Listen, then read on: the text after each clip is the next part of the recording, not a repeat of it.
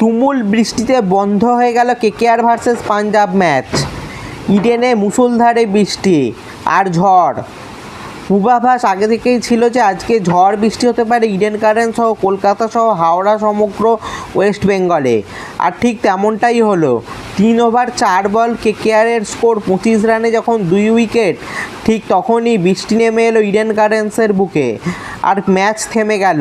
Eden gardens এখন পুরো কভারে Dhaka. 8:45-এ inspection হওয়ার কথা ছিল, কিন্তু এই পরিস্থিতিতে ঝড় বৃষ্টির মধ্যে আম্পায়াররা মাঠে প্রবেশ করতে পারেনি, তেমনটাই জানা যাচ্ছে ইডেন গার্ডেন্স থেকে। আপনারা ইডেন গার্ডেন্সের লাইভ ভিজুয়াল স্ক্রিনে দেখতে পাচ্ছেন।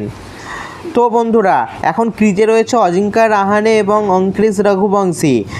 আর বার্ডলেট কিন্তু ফিন অ্যালেন এবং ক্যামেরুন গ্রিনকে আউট করে দিয়েছে। 3.4 ওভারে 25 রানে 2 উইকেট কেকেআরের। আর ঠিক তখনই বৃষ্টি নামলো ইডেনে আর ম্যাচ বন্ধ হয়ে গেল। তো তোমাদের কি মনে হয়, বৃষ্টি কি থামবে? আর তোমাদের ওখানেও কি বৃষ্টি হচ্ছে? আর কেকেআর ভার্সেস পাঞ্জাব ম্যাচ কি আজকে হবে তা নিচে কমেন্টে জানাও। তবে আমার মনে হচ্ছে পুরো ম্যাচ ওয়াশ আউট হয়ে যেতে পারে, কারণ তুমুল বৃষ্টি হচ্ছে আর ঝড় হচ্ছে। এই অবস্থায় পুরো ম্যাচ হওয়া অসম্ভব ব্যাপার। হয়তো ম্যাচ কাট হতে পারে অথবা ভেস্তে যেতে পারে, এমনটাই আমার মনে হচ্ছে কেকেআর ভার্সেস পাঞ্জাব ম্যাচটা।